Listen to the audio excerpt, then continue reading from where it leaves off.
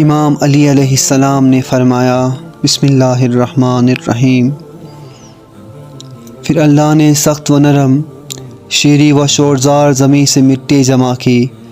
اسے پانی سے اتنا بھگویا کہ وہ صاف ہو کر نتھر گئی، اور تری سے اتنا گوندا کہ اس میں لس پیدا ہو گیا۔ اس سے ایک ایسی صورت بنائی جس میں جوڑ ہیں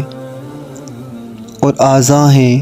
اور مختلف حصے، یہاں تک سکھایا کہ وہ خود تھم سکی، اتنا سخت کیا کہ وہ گنگنانے لگی۔ ایک وقت معین اور مدت معلوم تک اسے یوں ہی رہنے دیا، پھر اس میں روح پھونکی تو وہ ایک ایسے انسان کی صورت میں کھڑی ہو گئی جو قوائے ذہنی کو حرکت دینے والا، فکری حرکات سے تصرف کرنے والا، اعضاء و جوارح سے خدمت لینے والا اور حال پیروں کو چلانے والا ہے، اور ایسی شناخت کا مالک ہے جس سے حق و باطل میں تمیز کرتا ہے، اور مختلف مذوق بوؤں،